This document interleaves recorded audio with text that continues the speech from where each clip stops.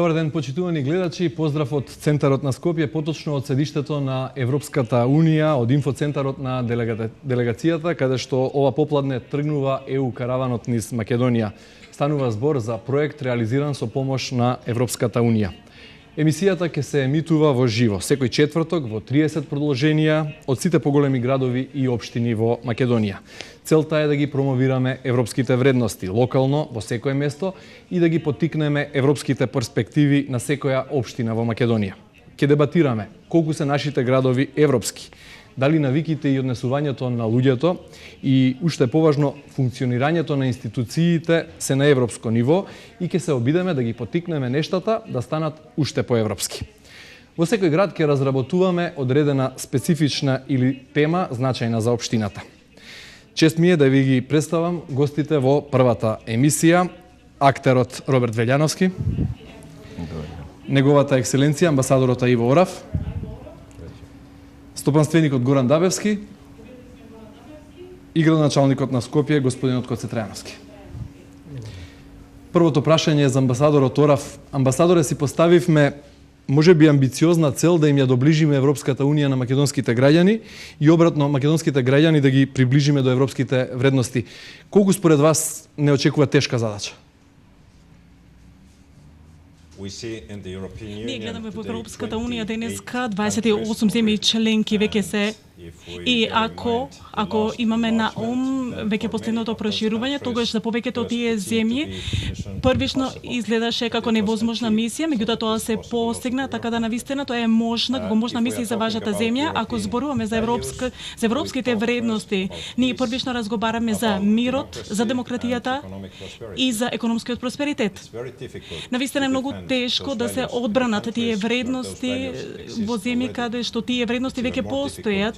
Дури е повеќе потешко да се достигнат тие вредности ако не се воспоставени тие вредности. Многу важно во оваа земја е дека сите политички партии имат декларирано дека сакат да станат земја членка на Европската Унија и навистина има широка поддршка од народот за да членува Европската Унија и ние во Европската Унија се обидуваме да ви помогнеме колку што е можно повеќе. Европската Унија не е целосна ако сите земји од Западен Балкан не се во Европската Унија, така да денес како ние го пишуваме следниот прогрес извештај, тоа значи дека вие, вашите политичари, владата, опозицијата, граѓанскиот сектор, тие го пишуваат прогрес извештајот и јас навистина се надевам дека во овогодинешниот извештај ќе може да нотираме повеќе прогрес за слободата на медиумите, владењето на правото, борбата против корупцијата и едно прашање кое што исто така беше важна минатата година, дури повеќе е ова година, тоа е политичкиот диалог во земјава. Ви благодарам на одговорот, прилично е охрабрувачки. Бидејќи првата емисија тргнува од Скопје, на почеток еден вид лична карта на нашиот град. Скопје некогаш и денес. Од балканска крстосница до модерна европска метропола. Колку градот расте со европски ритам, колку ја искористува европската помош, како нашето Скопје да стане уште по-европско? Одговор на овие дилеми побара колегата Миле Ристевски.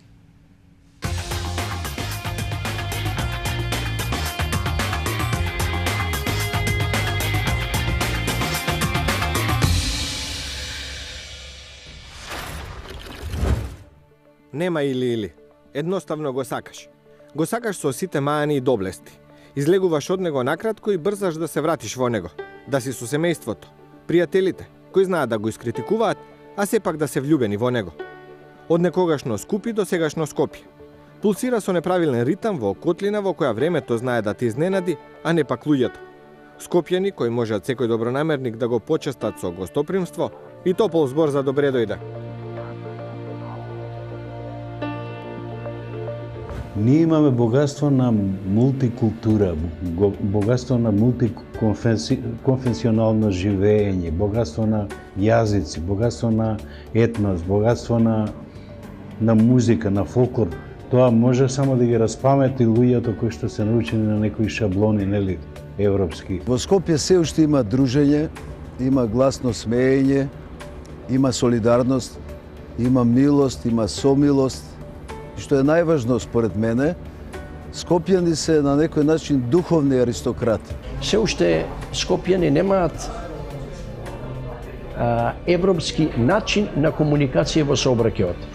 Пешаците, кога се пешаци, поминуваат кај ќе им текне, а кога се возачи, тогаш се нервираат и реагираат и пцујат на тие што поминуваат кај ќе стигне кога се пешаци.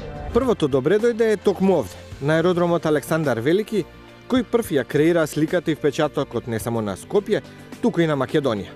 Годинава по втор пат, Скопскиот аеродром е прогласен за најдобар во Европа, во категорија до 2 милиони патници годишно. So I arrived to Skopje only yesterday in the afternoon, and we've been just walking around for the last couple of hours. I think it looks quite European. You can get all the things that you can get in any European city. There are cafes, there are restaurants. It looks nice. There are museums. We are planning to go to the Holocaust Museum. And just walking around. I was running this morning. There are a lot of people running. So yeah, it's very European, I'd say. For me, Skopje also looks like European city, but for sure it needs better architecture. But I like the most this neighborhood, Arabic neighborhoods. It looks like Istanbul. And subsequently in 2009 and every year since, we've seen Macedonia get positive progress reports from the European Commission with a recommendation that accession negotiations should be opened. And the body of those reports give quite a good picture of how Macedonia has really made great steps forward in terms of its European standards and values. Jednoga dana kada uđe u Evropsku uniju, ona će u tu Evropsku uniju obogatiti upravo tom svojom jednom prtljagom, tradicijom koja se bitno razlikuje, ne znam, od jedne Danske, Švedske, Hrvatske ili neke druge. Étonnante, intéressante, qu'il y a beaucoup de choses à découvrir et que j'essaye sur tous les secteurs d'activité entre les pays de remplir ce rôle également. Il faut parler de la Macédoine aux citoyens européens. De la culture. Во градот ги пречекуваме странците во мноштво хотели, ресторани, меани и многу знаменитости, кои што сака може да види. Од шмизла до војсководец, од театар до журка за паметење. Скопје е административно, политички, стопански, културен и образовно-научен центар. Тука е канцеларијата на Европската Унија, амбасадите. Од 2005 наваму, главен град на земја кандидат за членство во Европската Унија, која ги спроведува реформите, а Брисел помага со препорака, ама и со пари. Несебично. Средствата кои се распределени за периодот од 2007 до 2013 преку 5 компоненти на ИПА изнесуваат 614 милиони евра. Во периодот помеѓу 1992 и воведувањето на ИПА во 2007 финансиската помош изнесуваше повеќе од 800 милиони евра. Од 2007 повеќе од 450 проекти се завршени или се спроведуваат во земјава. Инфраструктурни проекти и проекти за заштита на животната средина, мали грантови за невладиниот сектор, грантови за поддршка на истражувањата и иновациите, реформи во судството, поддршка за малите и средни предпријатија, развој на руралните средини, туризмот. Кога станува збор за искористеноста на овие пари, оценката е дека можеме и подобро, но како што расте Скопје, ние скопјани учиме од грешките и што уште да кажеме за Скопје, ќе биде малку. Скопје пулсира деноночно, со зборување за оној или она, со неисцрпната тема за политика и тоа што превземала власта или опозицијата.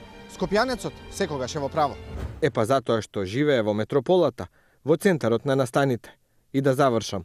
Нема или. Го сакаме Скопје.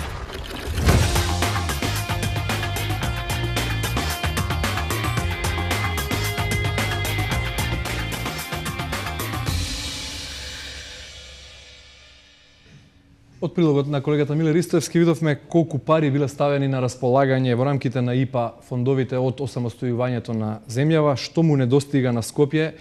Нешто што би можело да се изгради со европска помош, го прашувам градоначалникот на градот Гоце Трајановски.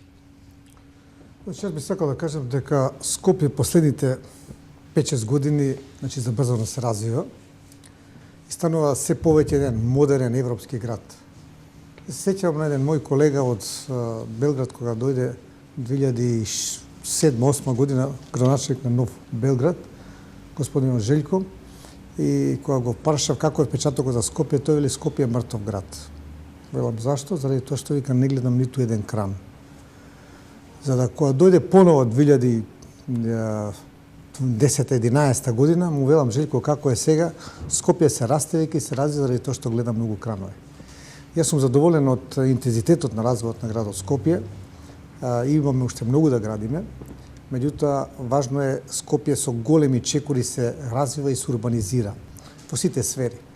Она што се однесува околу европската помош за градот Скопје е член на повеќе мрежи на европски градови, од кои што црпиме искуства од тие мрежи во различити области, и во екологија, и во транспорт, во сообраќај, во култура и слично. Така да, ова што сега го има Центарот за управување и контрола на сообраќај, практично почна со еден проект од Европската унија во кој што се донира дел од средствата за тоа. Исто така имаме и во енергетската ефикасност, ние сме во една мрежа на градови за подобрувањето на енергетската ефикасност и врз основа на тоа ние во многу објекти од градот Скопје работиме на таа тема, а воедно и на подигнувањето на свеста на граѓаните за енергетската ефикасност. Она што сметаме дека е што е потребно на градот Скопје како помош од Европската унија, тоа што го гледаме и од другите градови, со оглед на тоа што ние соработуваме и со Софија, и со Белград, и со Загреб, избратимени сме со тие градови, особено е Софија, како што е најблизок град, кој што е близок до нас и она што црпиме искуство од она што таму се помага од Европската унија, пред се тие се од структурни фондови, а тие не можеме од тие да дојдеме. Пример,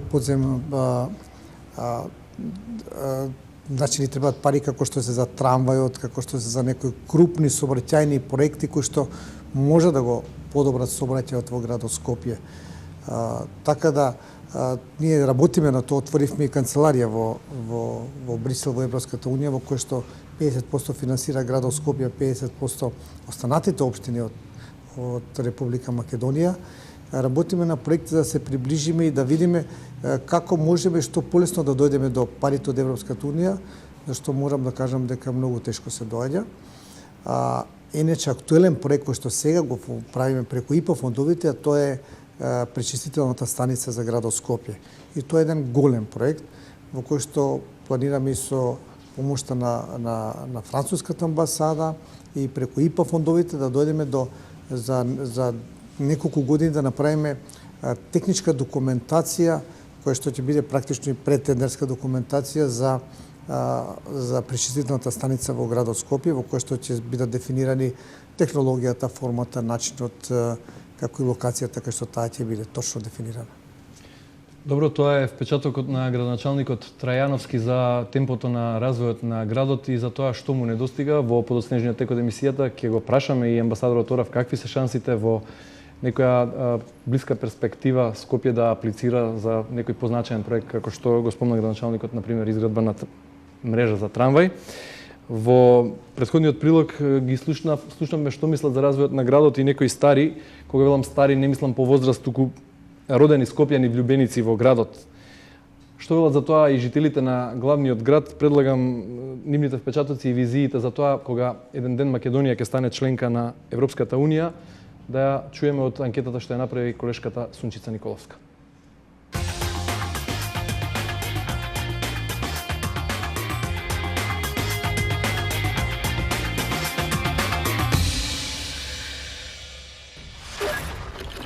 Македонија е тргната по патот на ЕУ и мора да стигне онаму каде што природно припаѓа. Но колку македонците го живеат европскиот сон и колку се чувствуваат европски дома во сопствената земја, во својот град, во својата општина.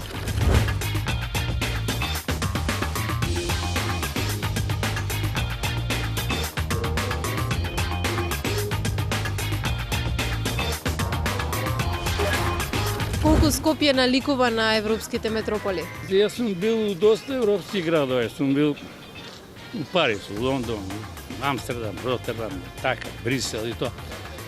Па сега доста е уреден, наликува, добро е сега. Сега мислам дека доста добро.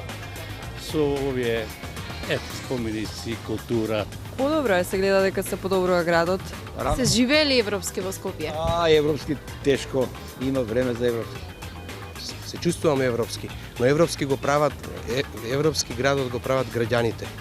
Луѓето со своите манири, со своите граѓански манири првенствено, а не со другите манири. Кои се вашите очекувања доколку Македонија утре стане членка на европското семејство?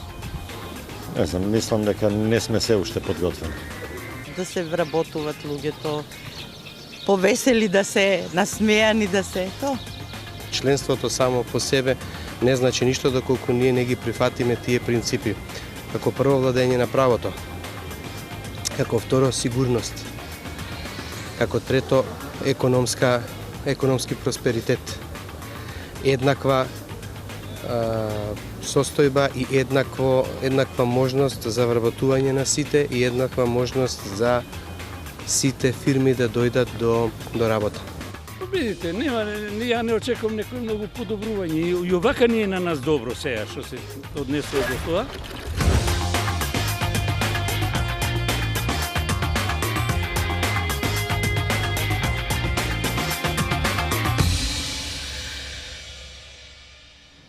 Освен граѓаните кои ги слушнавме во анкетата, шанса да прашате или да го кажете вашиот став, почитувани гледачи, ќе добиете и вие преку Facebook и Twitter, како и публиката во инфоцентарот на делегацијата на Европската Унија. Веќе е креиран нашиот Facebook профил EU Караван низ Македонија, но ве замолувам, бидете стрпливи. Претходно би сакал да го прашам актерот и директор на Драмски театар, господинот Роберт Велјановски, колку сме европејци ако работите ги мериме низ призма на културата? Споделуваме ли европски вредности, еве, например, во уметноста? Па видете, многу сме европејци, ако говориме преку призмата на културата. Македонија не само географски, туку и културолошки припаѓа на Европа. Да не говориме историски.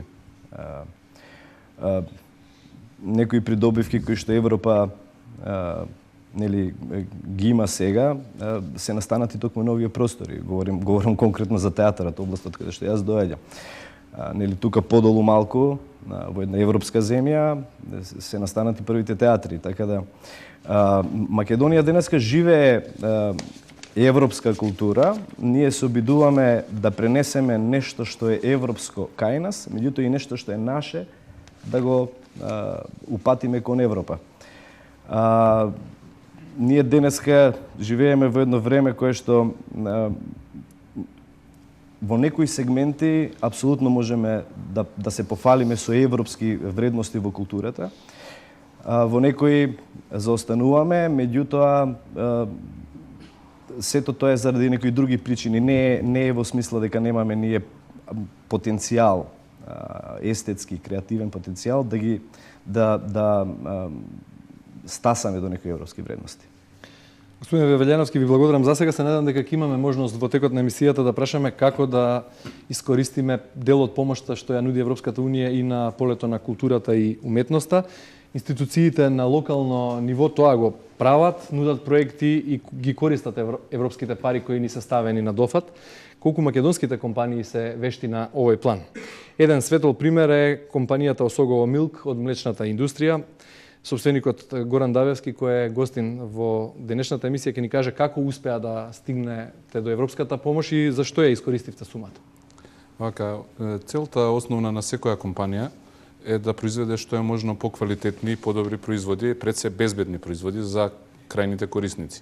Со таа цел треба да се вложат доста финансиски средства, кои што секојдневно треба да се зголемуваат за постигнување на одредени норми и стандарди во самиот процес на производство. Ние дел од тие средства ги обезбедивме преку ИПАРД програмата, односно преку Агенцијата за финансиска поддршка во земјоделието и руралниот развој. И ги искористивме конкретно за достигнување на европските стандарди во производството на млечните производи. Ние ги искористивме за централна климатизација во целиот објект, од производството до чувањето на млечните производи до нивно пакување и испорака до крајните корисници. Тоа значи дека млечните производи во млечна индустрија Осово Милк се во строго контролирани услови на чување и тоа се постигна со таа инвестиција која што е кофинансирана од ИПАРД програмата. Колку беше тешко, комплицирано да се стигне?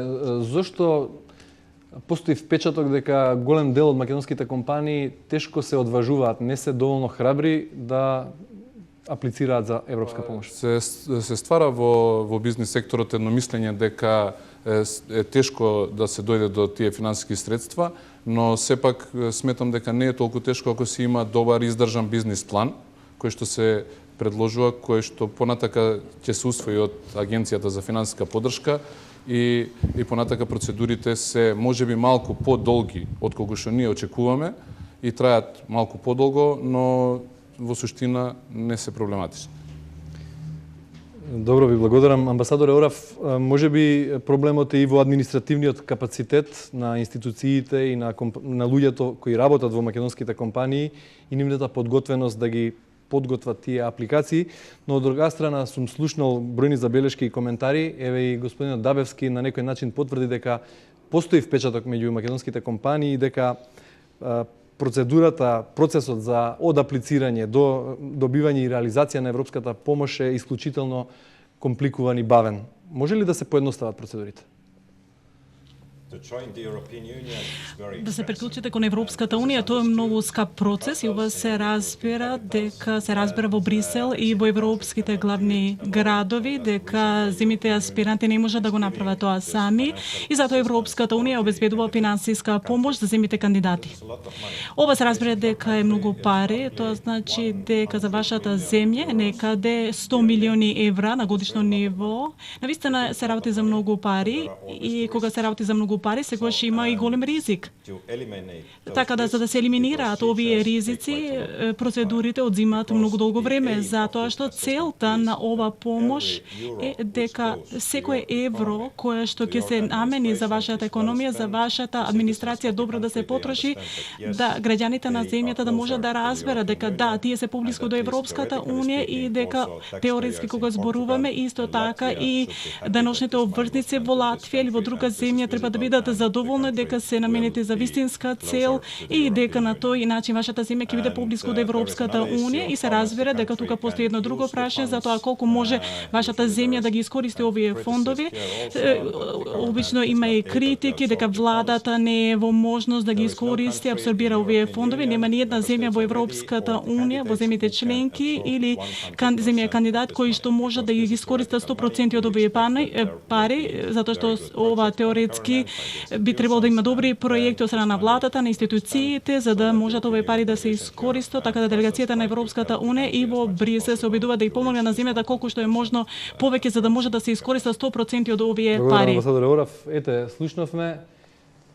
Многу е логичен одговорот на амбасадорот Орав да ночните врзници во Португалија и Латвија мораат да сакаат да знаат како се трошат нивните пари, но сепак станува збор за 100 милиони евра секоја година кои се ставени на располагање, сума вредна да се обидат сите и институциите и компаниите да аплицираат. Почитувани гледачи, ја следите првата емисија на ЕУ караванот низ Македонија. Следува делот кој е резервиран за вас. Можете да се вклучите преку Facebook и Twitter и да ни поставите прашања. Дали од режија можеме да добиеме контакт со нашиот Facebook профил? Ако добро го читам првото прашање, дали со европски пари Скопје може да изгради мрежа за трамвај или за метро според примерот на Софија, Солун и други градови? Предпоставувам прашањето е за амбасадорот Орав. Да, во принцип, да, можно е. Меѓутоа, ова е прашање на приоритети, затоа што овие 100 милиони евра на годишно ниво се навистина многу пари, но со овие пари не можете да направите се. Например, Европската унија помага во реконструкција на главниот пат кон Грција, исто така има и ред други инфраструктурни проекти кои што се изведуваат во моментот и парите не идат само во инфраструктура, туку исто така тука е животната средина и исто така подршка за граѓанското општество, подршка на јавната администрација и во ред други сфери и приоритет е дали владата ќе одлучи да ова е приоритет на земјата и тогаш се разбира дека ние ќе бидеме многу конструктивен партнер за соработка. Ете, постои расположение Европската унија да учествува во некој таков грандиозен, односно мега проект. Колку што знам, за изградба на метро треба и Скопје да исполнува некои услови да биде град од 1 милион жители. Значи, веројатно би требале да аплицираме прво, односно да ги одредиме приоритетите и тоа да биде мрежа за трамвај. Ако имаме и второ прашање на нашиот Facebook профил. Колку спортски објекти, сали и терени има градот по глава на жител? Дали се запазени европските прописи? Прашање за градоначалникот Трајановски. Мислам дека во последните години наназад, значи многу се инвестира во спортските објекти во градот Скопје. Евидентно е тоа, почнувајќи од пуштање во употреба на спортската сала Борис Трајковски, која што долги години значи беше почната, незавршена. Исто така градот Скопје доби 11 нови спортски сали во градот Скопје, 12 нови спортски фудбалски терени, 12 тениски терени, исто така 20 повеќе наменски игралишта и исто така добивме една вештачка карпа за закачување. Се планира и изградба на затворен пливачки базен. Она што е за локална самоуправа, добивме 2 спортски сали, едната е во Зефириш Марко, средното училиште, во Бутел, тоа е и Чаир, а другата е во Кочурацин, во Ѓорче Петров. Градот Скопје исто така многу вложуваше во изградбата на спортските терени, пред се на сметаме дека од левата и од десната страна комплетно изградивме ролерско-велосипедските патеки, значи по целата должина на градот Скопје, на парк шумата водно исто така направивме, на парк шумата Газибаба, направивме спортски терени како што се подбојка на песок, ракомет на песок на новите плажи.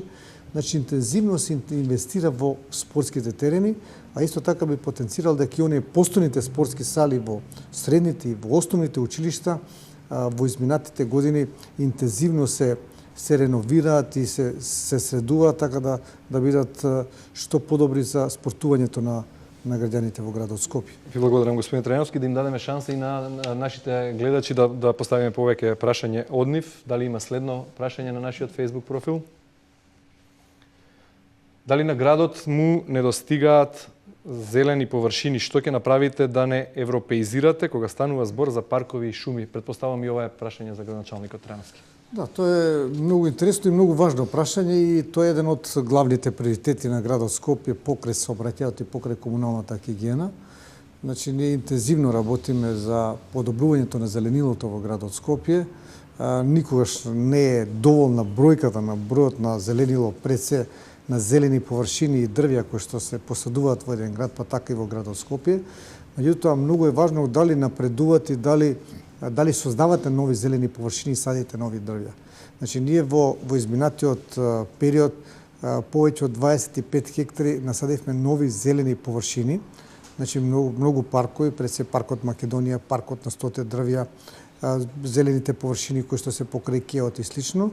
Ние продолжуваме и понатака со тоа што имаме во план да се продолжи за околу 40.000 метри квадратни продолжениот на Теодосија Галоганов новиот парк што ќе биде, паркот во аеродром кој што ќе биде на околу 30 хектари или 300.000 метри квадратни, а исто така од другата страна реката Варда према Газиба, тоа е поранешна депонија Дрисла за која што правиме студија. По завршувањето на студијата ќе почне незината ревитализација, значи покрај вадењето на гасот кој што останал таму, многу е значено што тоа во горниот дел ќе бидат спортски терени пред се оние со зелени површини и паркови на повеќе од 40 хектари, значи повеќе од 400.000 метри квадратни. Исто така во изминатиот период од околу 5 години посадивме повеќе од 60.000 дрвја, значи не се сите големи, тука се и грмушести значи овие растенија. Гледате дека булеварите кои што ги градиме по строго европски стандарди, значи со зелени површини, дали во средично зеленило кај што има простор, а од страната тоа обавезно го правиме, и покрај булеварите, онаму кај што нема дрвореди, правиме дрвореди. Го гледате од десната страна булеварот од Осиј Логанов, доаѓа од Карпош према центар. Направивме студија во кој што повеќе од 3000 дрвја ќе треба да посадиме на сите булевари онаму кај што недостасува. Од различни причини, пола веќе ги посадивме во пролетниот период, истото ќе биде и во есенскиот период. Така да ова е еден голем приоритет за градот Скопје и тој ќе биде континуирано. Значи и понатака ќе остане тој приоритет. И јас дека сум градоначелник и останатите кои ќе дојдат, веќе во план е правењето на зелениот катастар за градот Скопје, кој што е исклучително важен, исклучително скап, во кој што очекувавме помош од повеќе амбасади заедно и со екологистите на градот Скопје, така да интензивно работиме на подигањето на зелени површини и садење на што повеќе дрвја. Добро е што е така. Цвеќето, се извинувам, ја што упадна во зборот, градот Скопје, значи сакаме да го добие епитетот на цветен град. Значи неколку години наназад ние интензивно садиме цвеќе по скопските булевари и по скопските зелени површини. Минатата година посадивме околу 1,5 милион цветни садници во градот Скопје. Сега продолжуваме понатака, сега во сабота е првиот цветен фестивал и така.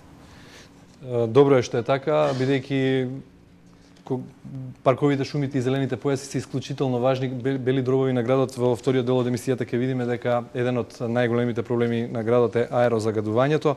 Имаме, чинам уште едно прашање на нашиот Facebook профил.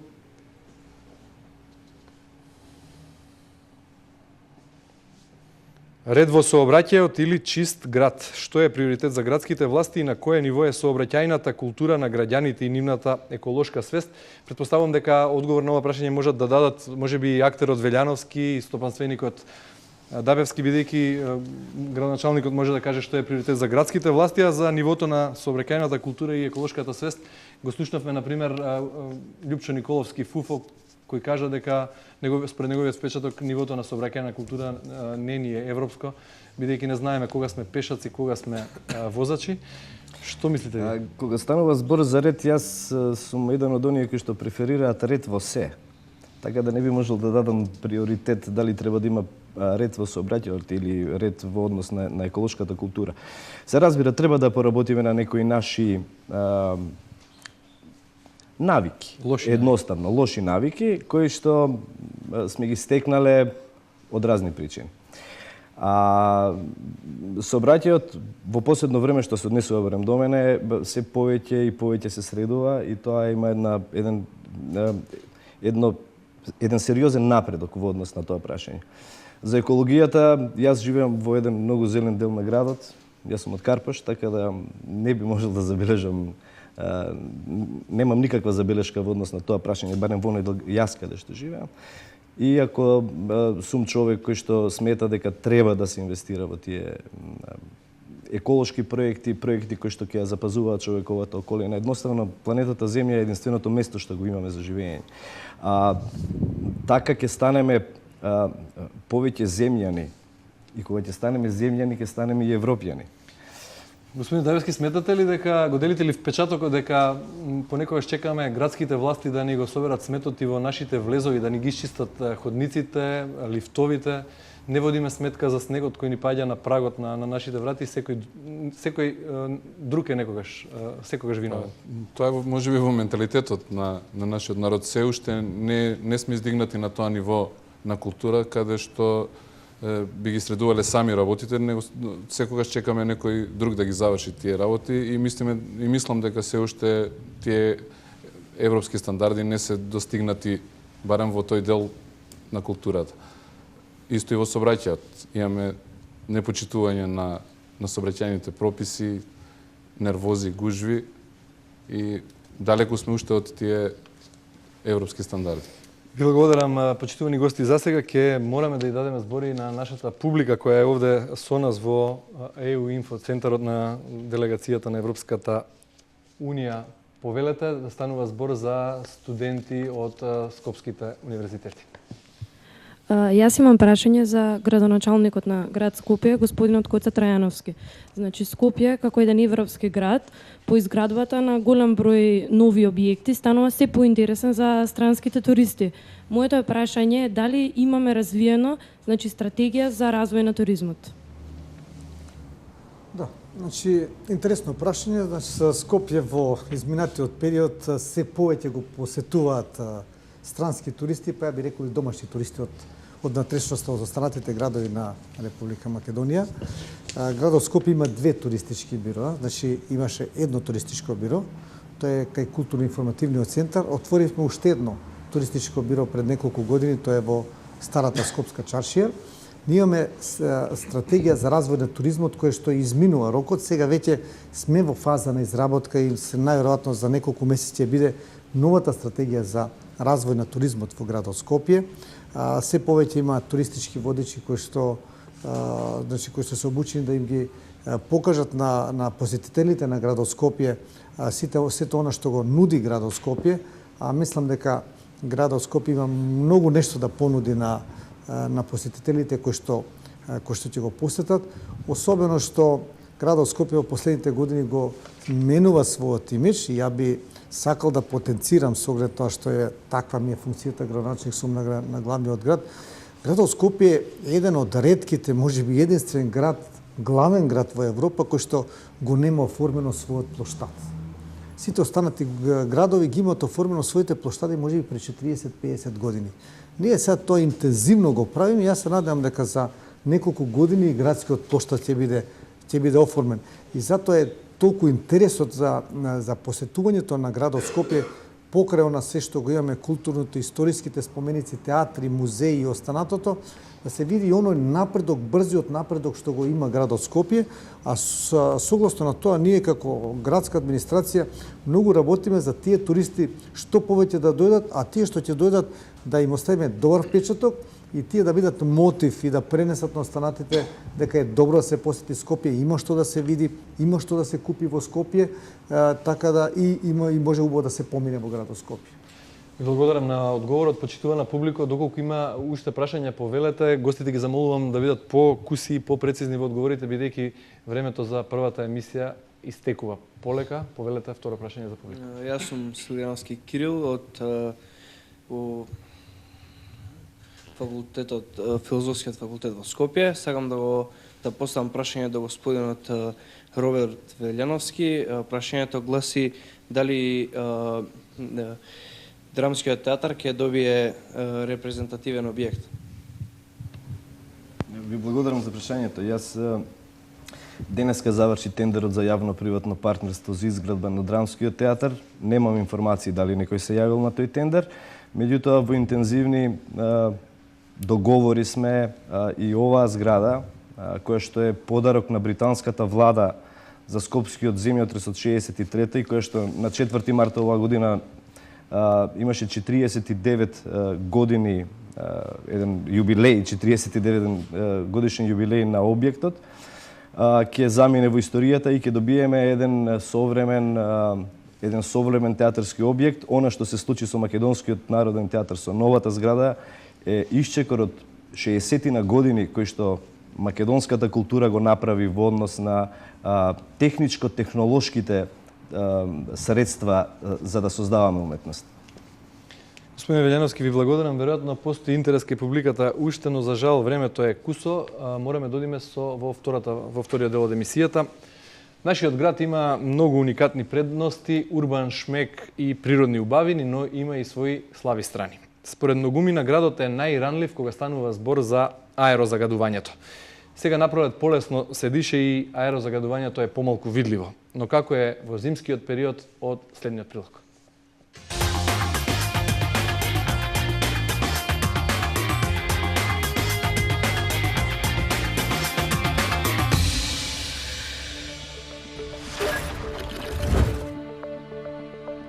Секоја зима во Скопје тешко се дише. Последниве години градот соборува рекорди во загаденост. Мешавината од магла, издувни гасови и чад се комбинира во стручно наречените PM10 честички, опасни по човековото здравје. Во ноември 2013 бе измерени 6 до 7 пати поголеми вредности од дозволената загаденост.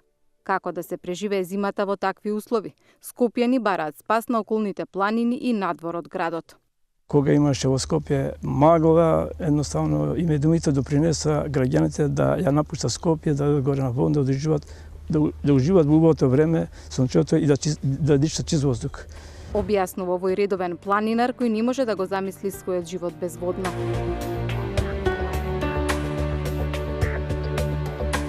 Возењето од средноводно до милениумскиот крст трае од 6 до 8 минути. За разлика од претходно, откако е отворена жичницата, изминативе 3 години значително е зголемена посетата на врвот Крстовар. А горе на врвот, освен чист воздух, има и други планински убавини. Една комбинација на планински чај, кој ние го собираме по планини, и чистиот воздух е огромно здравје за човекот. Напети се и вие и ке посакате уште по еден да ви донесам. Загадениот скопски воздух изминатите зими ги крена на нозе еколошките власти. Алармот го вклучи повеќедневното енормно отстапување од дозволените вредности на PM10 честичките. Како главни виновници за ваквата состојба, надлежните ги посочија издувните гасови од возилата и начинот на грејење. Освен топланите, речиси половина Скопје се грее на дрва. Традиционално, некако како да кажам, Скопје е таква котлина каде што најголемото загадување се појавува при појава на магла кога воздухот лежи, а тоа е периодот од кај 15 ноември или крајот на ноември до негде почетокот на јануари, првата половина јануари. Граѓаните повеќе да пешачат, да возат велосипед или да го користат јавниот превоз. Ова е решението за почист воздух во Скопје според екологистите. Треба понатаму градот Скопје да размислува на сите оние што користат велосипеди, такви се повеќе и повеќе ги има. Исто како што го стимулираме возењето на велосипед, го поддржуваме јавниот превоз и неговото подобрување се разбира е многу битно за намалување на загадувањето. Добивањето точни навремени податоци за квалитетот на амбиенталниот воздух стана неопходна потреба на секојдневното живење. Со помош на европските фондови во земјава се поставени 17 мерни станици за регистрирање на загадувањето на воздухот. Во македонската метропола мониторинг на амбиенталниот воздух се врши на 5 места. Во иднина европската помош продолжува. 2016 година веќе очекуваме 2 нови станици кои што ќе бидат поставени на посебни работни места кои што ќе влезат во оваа мрежа на национален мониторинг на амбиенталниот воздух. И европските извештаи покажуваат дека е направен добар напредок во развивање на системот за следење на квалитетот на воздухот.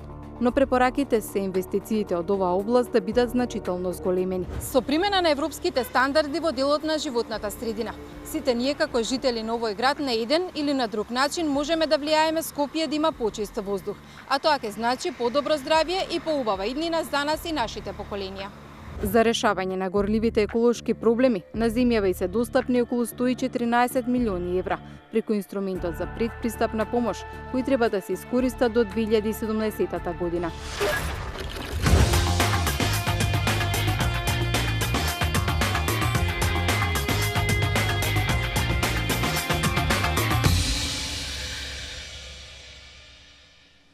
Ете колку е Скопје загаден во текот на зимските месеци и колку помош ни стои на располагање за да ги поправиме нештата на тоа поле. Амбасадор Еорав, дали во вашиот Талин полесно се диша отколку во Скопје? И дали ние во Македонија може да очекуваме и друг вид помош од Европската Унија покрај мерните станици, например да се финансираат проекти за енергетска ефикасност и други објекти, што ќе ни го олеснат дишењето во главниот град? Ви благодарам. Одговорот на вашето прво прашање е малку не дипломатско, меѓутоа одговорот е да. Според Светската здравствена организација, индексот Естонија е земја со најчистиот воздух во светот, втора е Молдова и Молдавија и трета е Канада. Меѓутоа, средината навистина е многу важна сфера за Европската Унија се разбира дека ова консумира многу пари, исто така потребна е политичка волја за да се адресираат овие прашања. Имаше еден многу успешен проект тука во Скопје пред 3 години со помош на Европската унија не инсталираме мерни станици, така да сега знаеме која е ситуацијата со загадувањето на воздухот и оваа слика на вистина не беше добра воопшто, затоа што сега минатата година пример имаше многу денови кога загаденоста на воздухот ги пречекоруваше за 20 пати повеќе и добрата работа е да диагнозата е позната сега и што е потребно е тоа третман и Европската унија е ваш партнер, има ИПА фондова. Ние навистина ја охрабуваме владата да ги искористи овие фондови, тоа не е многу видливо. Се искористуваат ИПА фондовите за инфраструктура за метрото, ова е видливо, меѓутоа средината е нешто што на сите не е потребно и треба да се знае дека средината ни припаѓа на сите нас и како втора нашите внуци треба да наследат планетата со чист воздух. Градоначалник, има ли чаре за почист воздух во Скопје? Што преземаат градските власти на тоа? Сигурно дека ќе има чаре. Ова состојба не е од вчера, само што добро е што сега почнеме да мериме и да знаеме колку е тоа, за да можеме да подигнеме сите наши активности да се запалува на црвено светло, за да може да ги соединиме сите наши сили за да може тоа да се реши. Значи неколку фактори влијаат на загадувањето на градот Скопје. Тоа е географската положба што не можеме да ја промениме. Второто е сообраќајот кој што со изградба на подобри сообраќајници на две нивоа, а што е најважно кој што посочи и граѓаниве, користењето на јавниот превоз и користењето на алтернативниот превоз е многу важно за помалото загадување. Еден од најголемите загадувачи е токму во автомобилите кои што гледате дека скоро еден или двајца се возат во секој од тие автомобили, да ја промениме свест и да почнеме да се возиме повеќе со автобуси и со јавен превоз. Третиот фактор тоа се домаќинствата кои што не повеќе од 50%, туку точно се до околу 70% се греат не се греат на топлификација, туку на дрво, на нафти, на слични горива кои што многу ја загадуваат, така да спасот е во гасификацијата на градот Скопје, кој што тендерот е отворен и јас се надевам дека за неколку години веќе Скопје во добар дел ќе биде гасифицирано, што особено гледам дека е важно за овие индивидуалните. И четвртиот фактор тоа е индустријата. Добро е што се ограничи до 1 април да бидат оние големите загадувачи, за некои од нив се продолжи до крајот на годината или до октомври, што така да и тој фактор ќе биде елиминиран, така да сметам дека градот Скопје има големи можности и се работи на тоа за да биде воздухот почист, нормално во рамките на она географска положба што имаме и можностите што ги пружа природата. Ви благодарам на одговорот. ЕУ караванот ја мина првата станица, следната е во Велес, идниот четврток, бидете со нас во истиот термин. Прогнозата навестува подобро време, што ни нуди можност дел од емисиите да ги реализираме од плоштадите од повеќе градови во нашата земја. Во меѓувреме сме достапни на Твитер и на Фејсбук за сите ваши предлози, прашања, коментари и забелешки. Господа, ви благодарам што бевте дел од првата епизода на ЕУ Караван из Македонија. Вам, почитувани гледачи, ви благодарам на вниманието и на довербата. Европски поздрав до идниот четврток.